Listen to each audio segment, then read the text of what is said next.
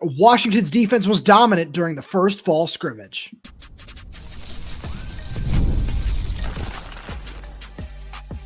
You are Locked On Huskies, your daily podcast on the Washington Huskies, part of the Locked On Podcast Network, your team every day.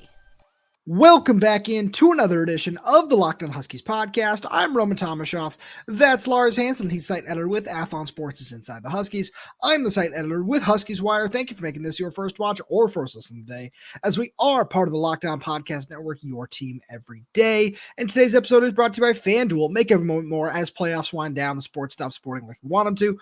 But this summer, FanDuel is hooking up all customers with a boost or a bonus daily. That's right. There's something for everyone every day, all summer long. Visit FanDuel.com to get started. Lars, we're coming back from a late Washington Huskies scrimmage, the first of its kind from this fall. We're going to get at everything. We got some concerns we want to get to, some individual standouts, but the biggest news of the night, and especially, when we talked to Will Rogers about it too, is that Washington's defense was dominant, especially early on. The offense got some licks in the second half of the scrimmage, but through the first half, Washington's defense was flying around and giving so many different looks, and it's so much fun to watch. Yeah, was it Jedd or was it Doherty? I think I'm like 95% sure it was Jedd, where he said some of those sacks might not have actually been. I'm like, no, yeah, I understand what you're saying, and you're not wrong, right? They're not wrong for saying it.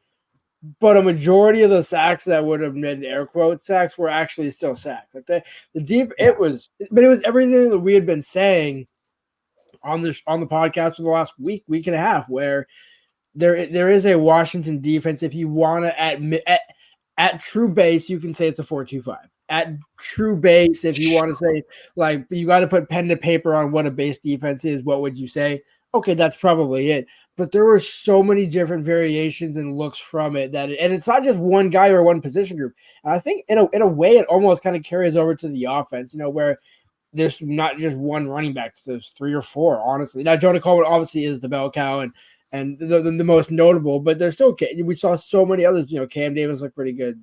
Daniel Ngata looked pretty good. There were so many guys, but keeping specifically on the defensive side, that's why when you look at the edge rusher position, I asked Jedd Fisch after practice, I was like, what are your thoughts on DeShaun Lynch and Jayden Wayne playing off each other? It really seems like that was ineffective. I mean, I know you had a couple of them where they were team sacks, but it's like, well, team being one of Jayden Wayne or DeShaun Lynch, pick one. Like, okay, well, we'll just give them both and say, because in reality, you think that's where the coaching staff saying, well, maybe those wouldn't have been sacks. Okay, yeah, maybe there would have been a tackle for loss, or maybe it would have been just Wayne blowing up or just DeShaun Lynch.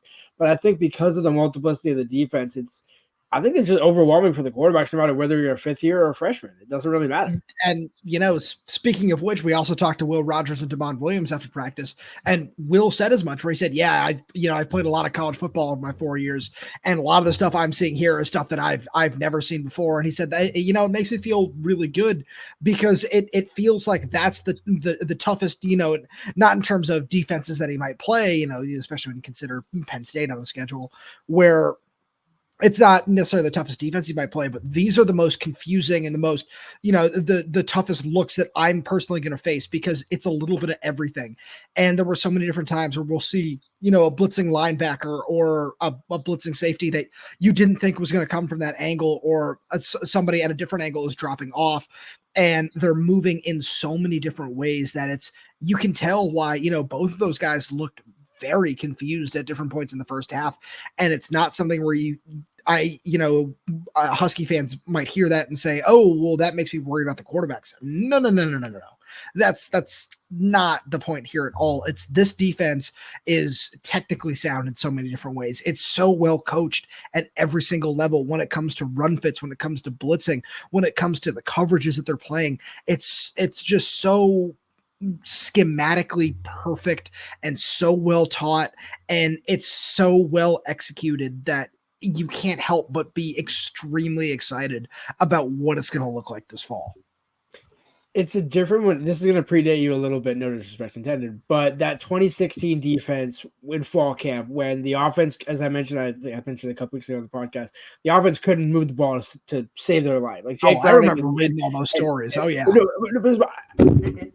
a little bit different when you're watching it at practice. And I remember looking, to, I believe it was Jude or Condota, and Capel was obviously always there at the time. And it was just one of those things where it's like, okay, this offense isn't that bad. Like, Jonathan Smith is a pretty decent play caller. Myles Gaskin's a pretty decent running back. The offensive line, not like Joe Moore award winning, but not terrible by any stretch of the imagination.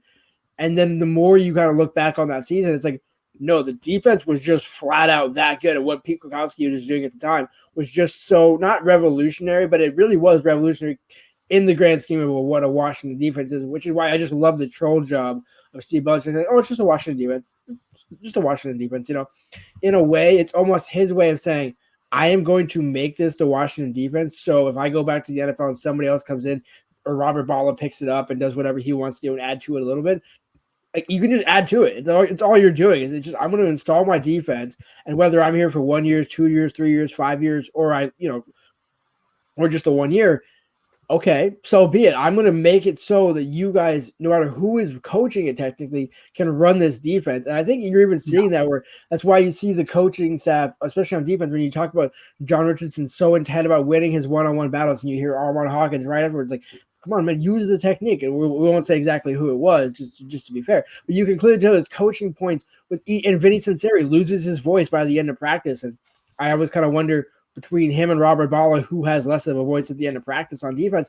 But it all ends up making sense. And we noticed, I think, during the scrimmage, towards the end of the scrimmage, Belichick handed the duties over to Robert Balla, is what it looked like. Yeah. Where he was better, but Steve was very much still ever intently on doing it. And so when you think about, some people say, we're well beyond the nepotism hire this thing, but some people say, well, how truly checked in is Steve? The dude is building a Taj Mahal of defense, building a Ferrari, building a McLaren, whichever car you want to pick that you view as the best. That's what he's doing. But it's not just one thing. It's not just, okay, they're a really good DBU, like what it was with Jimmy Lake. Or, right. Oh, they got some nice bucks with Pete Kwiatkowski coming off the edge. It's not just Howley Kikaha and a couple of the guys that are nice appearance, JoJo Mathis and appearance pieces. No. These are, like, we're talking rotation after we're talking Isaiah Ward, after Zach Durfee, after Jayden Wayne. And then you're not even still talking about Jacob Lane and the other rest of that guy and Voy, who can even, there's just so many things that are different. I think that's what, and to be fair, I know Steve would probably say that, what do you think? 90% of the offense is installed. How much of the defense is installed? Truly, I would say it's getting pretty close to filled out at this point, where the more I watch this defense, and again, another thing that Will Rogers mentioned was they watched a lot of film of the 2019 Patriots Super Bowl when they beat the Rams 13-3, where that's just another thing that Pete has not Pete, that Steve Belichick has used in terms of teaching this defense, which is really interesting in terms of, I'm not going to get into the schematic differences of what Belichick had been using that season and then change it all up in 2 weeks to beat Sean McVay and the Rams. But it's also, there's an interesting side note of that where, where is one of the guys that Jedd Fisch took inspiration from in building his offense? Sean McVay. Where there's that element of it all too. And it just, every level, I cannot stress enough that the coverages work so well with Ephesians Prysock on one side and, whoever's back there playing safety, whether it's Cam Broussard, whether it's Cameron Fabiculanen, whether it's Justin Harrington or Tristan Dunn or Mikel Esteen, whoever's at linebacker, whether it be Carson Bruner, Alfonso Tupatala, Brian Parham, whoever it is. And then up front, as long, like truly, it's all going to play so much better because this rotation, especially at edge, is so deep, where there are so many different guys that you can call on at any given time to rush the passer. And we saw them getting pressure with 4. We saw them getting pressure, on blitzes with 5, 6, where at some point there were guys coming unblocked because the offense, even though they've seen it every day, don't know where some of these guys are coming from, which is so much fun to look at and so much fun to watch and just think about, okay, yeah, when they start playing other teams, this is going to look even better. And Lars, with that being said, let's get into some of our favorite players from Saturday scrimmage. right after a message from our friends over at eBay Motors. Passion, drive, and patience. The formula for winning championships is also what keeps your ride or die alive. eBay Motors says everything you need to maintain your vehicle and level it up to peak performance, from superchargers, roof racks, exhaust kits, LED headlights, and more. Whether you're into speed, power, or style, eBay Motors has you covered. With over 122 million parts for your number one ride or die, you'll always find exactly what you're looking for. And with the eBay Guaranteed Fit, your part is guaranteed to fit your ride every time or your money back. Because with eBay Motors, you're burning rubber, not cash. For all the parts you need at the prices you want, it's easy to make your car the MVP and bring home huge wins. Keep your ride or die alive at ebaymotors.com. Eligible items only. Exclusions apply. eBay Guaranteed Fit is only available to U.S. customers. So, Lars, who's your first standout from Saturday scrimmage? So the easiest one, I think, to me is not necessarily easy, but I think it was Cameron Davis. And I think it's not necessarily because of necessarily what production. I mean, first of all, I think I made the joke either to you or Andy Yamashita of the Seattle Times. Who had the 40 carries? Was it Cam or was it Adam Muhammad? Because towards the end of the practice, I think for the last 35 minutes, it was pretty much Daniel Ngata, Cam Davis, and Adam Muhammad. With a little bit of Sam Adams mixed in there as well. But it really seemed like it seemed like Cam, when we talked about, I think Will and some of the other guys kind of acknowledged it after practice. Was there a little bit of rust? Was there a little bit of, no, not at all. And I think that was kind of what he pointed to. And I remember, I had to peel back the curtain a little bit. I asked Will if this is kind of the most, eclectic, diverse in terms of guys who can do so many different things. Because when we saw Jonah Coleman at the beginning of practice, at the beginning of the scrimmage, you could see, okay, obviously we know what Jonah is. But as we get back to, we look again, last season wasn't everything. I mean, there was a lot of something that was great. But when you think about the key for last season, had Dylan Johnson had a little bit more help in that room when it came to extra bodies, just somebody else to balance that workload, imagine how much more that offense could have done, all things considered, more so in the national championship game, like when it really mattered, because again, they still won 14-1, so they only lost once against Michigan. But either way, I think it would have made it a lot more of a dynamic offense, which I think is what we're going to see with Jedd.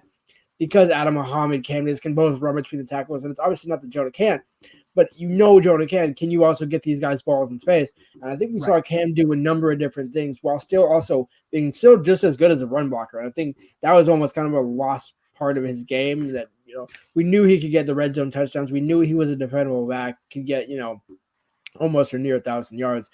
But, could he kind of hold up in the run blocking, balancing out what he did with Wayne Talapapa in 22? Clearly he still can. Absolutely. So I got a flip sides here where it's a couple of, I have number ones here.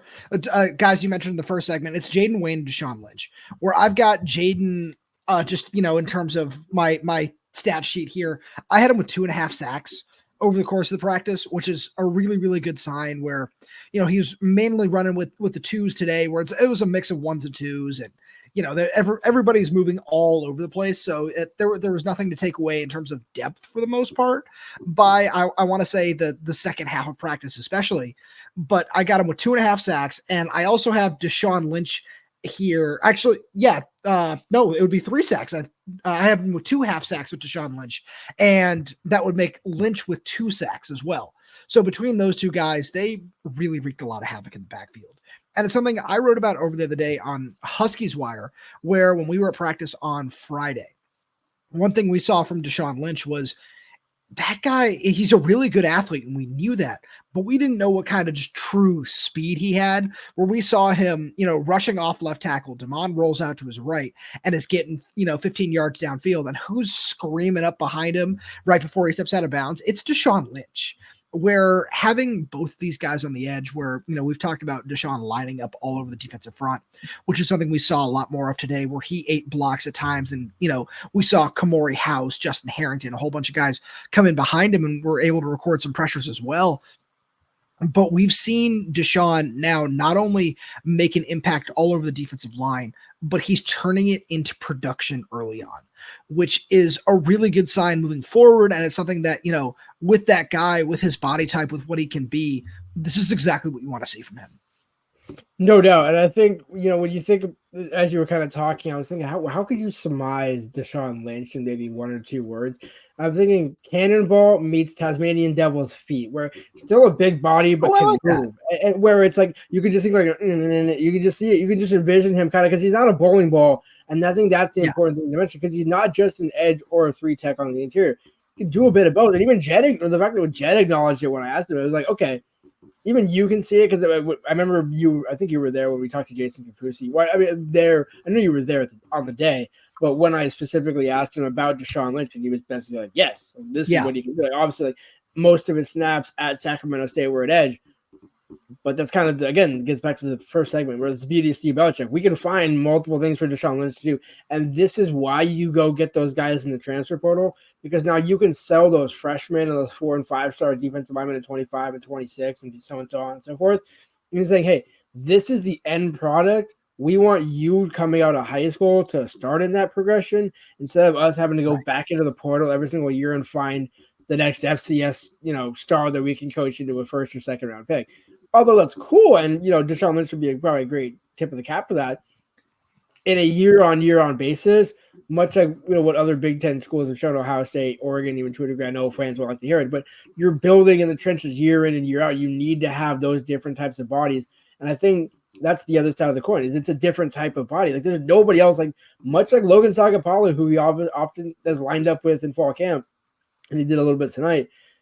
You don't also have another DeShaun Lynch, where Zach Durfee's great, Isaiah Ward's great, all these Lance Holtzclaw, when he's able to be on the field, he's shown to be good. But there's nobody like DeShaun, and even Jayden Wayne is not. And I think it was interesting. I don't know if Jedd meant it intentionally, but when he said that, these are two guys that came in since the spring, so they kind of bonded over that. And it's like, that's what's interesting about this team, is it's like you have a whole bunch of new guys, especially on defense. And the key to everything, as both Belichick and Zinseri and all the coaches have said, is the communication. And clearly they're communicating well. So it's kind of interesting to see, like, what is the offense, what bonding has to happen on the offense. And I think we know where it starts, is the offensive line. No, absolutely. So I kind of want to jump back over to the offensive side of the ball here, because one guy that I feel we need to talk about is Keith Reynolds. Where Keith Reynolds had a really good day. He had one play where he made a really, really nice grab where he had to reach back across his body to make a grab from Demond Williams, pick up 12, 15 yards. The play probably wouldn't have counted, where it was one of the Jayden Wayne sacks on that play. But Demond, especially in the second half, hit him for a whole bunch of big gainers, where it just seems like that's one guy where, we were certainly questioning what the role is going to be, how that's all going to play out in the wide receiver room, where there are so many guys just like an edge with that body type of Giles Jackson, with Keith Reynolds, with Kevin Green Jr., where it's all three of those guys you're saying, okay, what's that going to look like? And it just seems like Keith and Demond have formed some real chemistry over the last couple of days. Well, I mean, honestly, I would have given the nod to Audric Harris coming into the night in terms of relationship with the younger guys. Yeah. And tonight, although I will say, you did mention Keith, I feel like a lot of those throws also went to Kevin Green Jr., but because they're all in that same, again, Audric a little bit different of the other two, but they both are kind of in that same mold. And but you kind of can see what that role is in the offense. That when you talk about Dorian Singer, and you compare to the other Arizona receivers of similar ilk, you can see it. It's that dependable route. It's that Giles Jackson release valve route. We just need you to be dependable, whether it's a quick 5-10 yard out, whether it's being able to stretch that's the thing we didn't see tonight. I was a little bit disappointed. I am glad Jimmy Doherty acknowledged it after the fact. They did not try and go deep that much. And now, again, part of that then comes back to the offensive line and, the receivers and all. And I do want to be clear, it wasn't just on the offensive line. There was some atrocious drops and miscommunication offensively, both with Demond and not so much with Will, but it seemed like there was a little bit of the coaches called everyone kind of just we kind of got a slow start. It just didn't really seem in sync. Whereas defensively, it's like, okay, from the top down, it seems to be a very clear indicator. And and even the things that they're still trying to break the bad habits up, those are still happening. But it's almost like even that, it's almost like everything's still falling into a teal, exactly like what we would expect on defense. Absolutely. And that's one of the interesting things about, why we wanted to lead with the defense, why we wanted to talk about it, because I want to keep saying it where it sounds silly. And I hate using what really does sound like a cliche in this sense, but the Belichick effect is real on that side of the ball. where that's one of the biggest things where the offense just needs to catch up. And yeah, the offensive line is, we're certainly going to get more into that, but that's where the most questions lie in that sense is, all right, how is that going to look this fall? Where you need to find ways to make sure that that's something that all comes together. And it feels like it is just a lot slower, where you can see certainly the signs of some progression, but it's just not even close to being on the same wavelength as where the defense is, which is why it feels like right now this is going to be a defensive-minded team.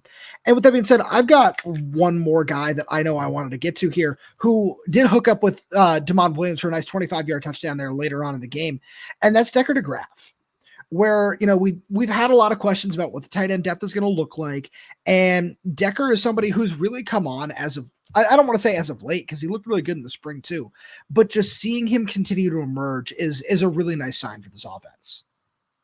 Yeah, I mean, I think if there's a safe bet for a freshman that would play, Decker's got to be up there. And I mean, I know Adam Muhammad's going to have something to say about that.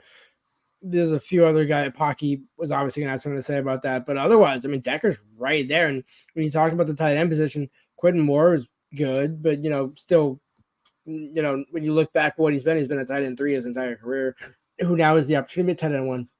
Kaleki Latu had a couple drops, but then came right, Will made sure to come right back to him, I think, on like 3 consecutive throws. So you can see behind those two, it's basically Decker's, right there. And Charlie Kroll obviously was able to do some nice things tonight as well. But you conclude there is a gulf, not golf, but just I think that's the experience of Decker coming in the spring is being a little bit ahead compared to Kroll in that respect. But also he does seem like a more natural pass catcher coming in. So I think that's also it's just a combination thing. There's Decker's going to see the field. Let's be clear.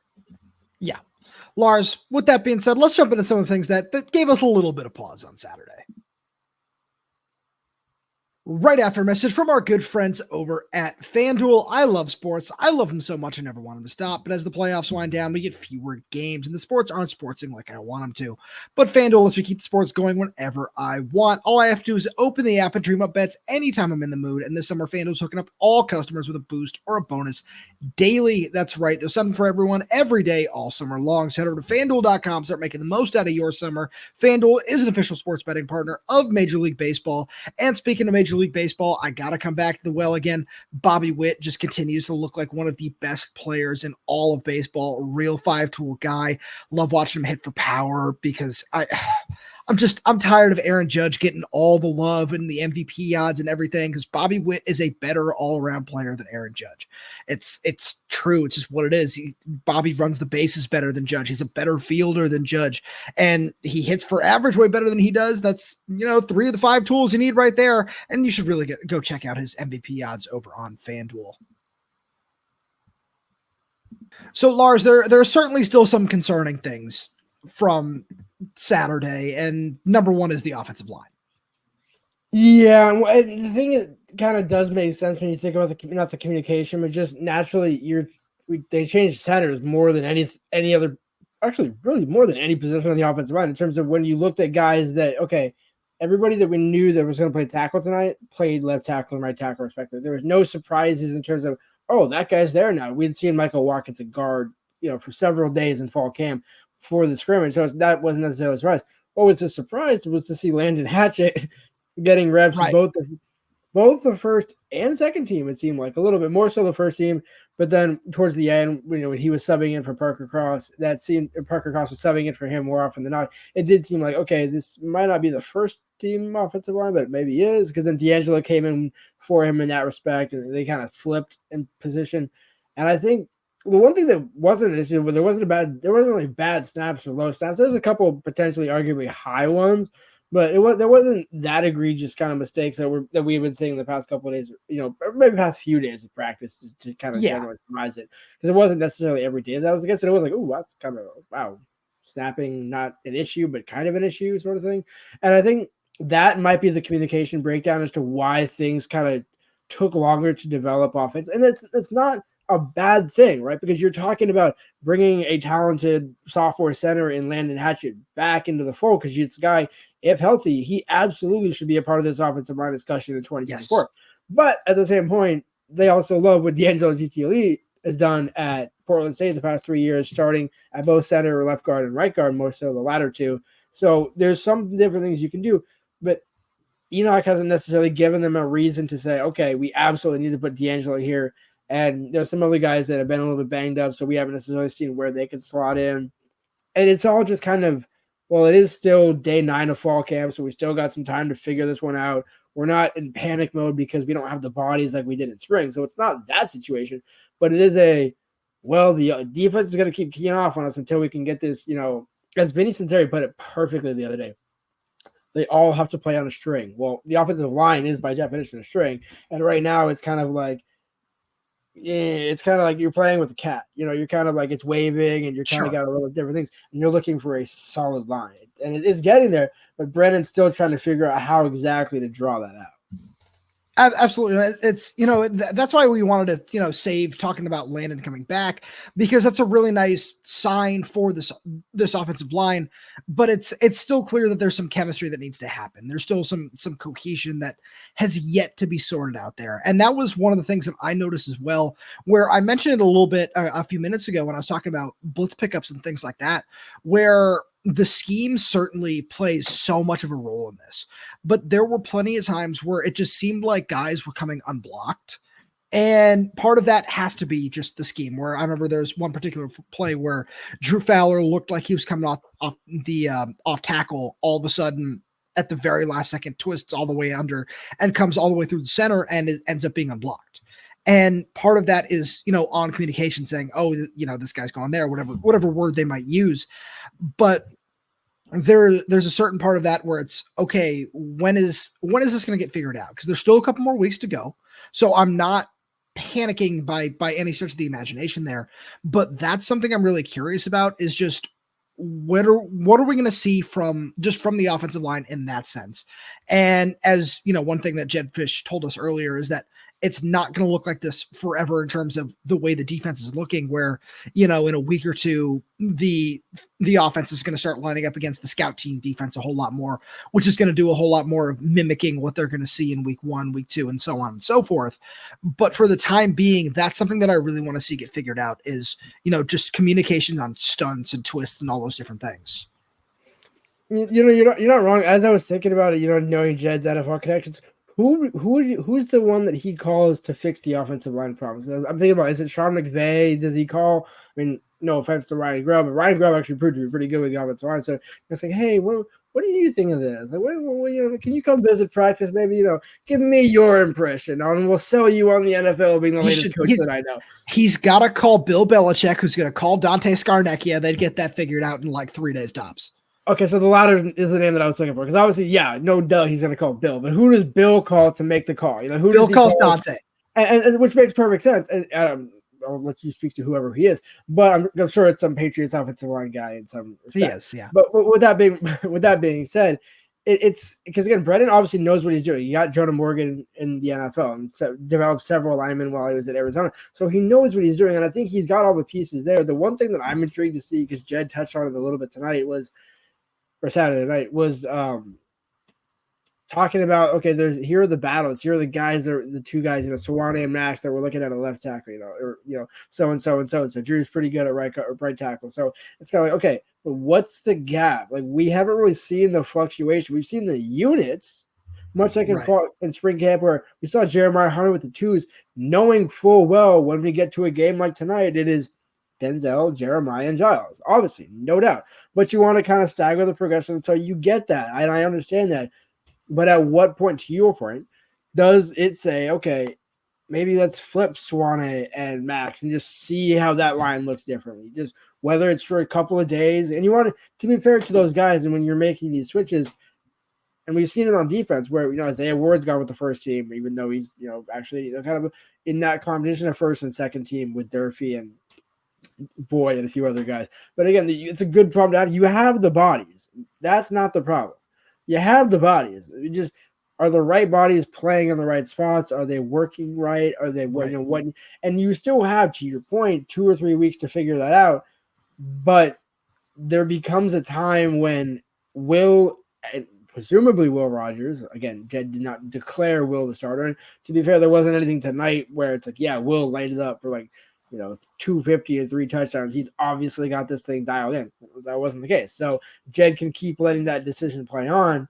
But once that does come to fruition, Will does need that cohesion and should be able to say, guys, I need to know at least some 6 or 7 guys that I can count on the offensive line.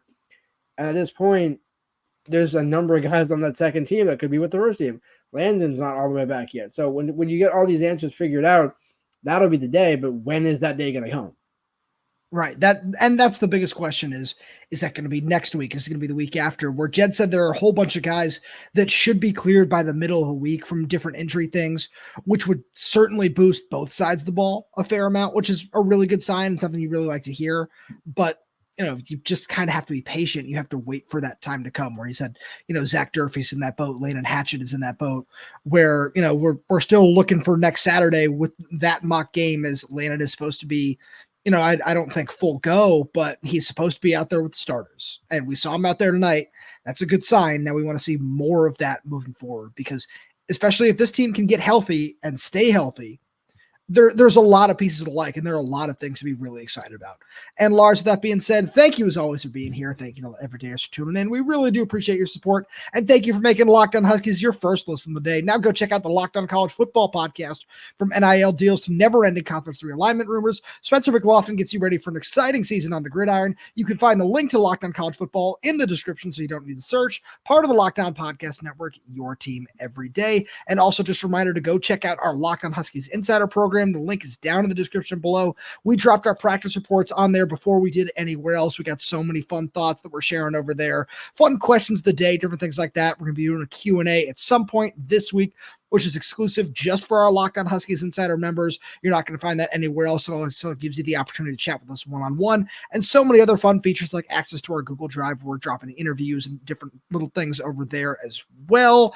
And it's you get a free 2-week trial, and after that, it's just $4.99 a month. And we're doing everything in our power to make sure it is very, very well worth it because we do really appreciate all your support with that. And with that being said, thank you so much for tuning in, and make sure to subscribe wherever you get your podcast. So that's YouTube, Spotify, Apple Music, Amazon Music. We're there. We're everywhere.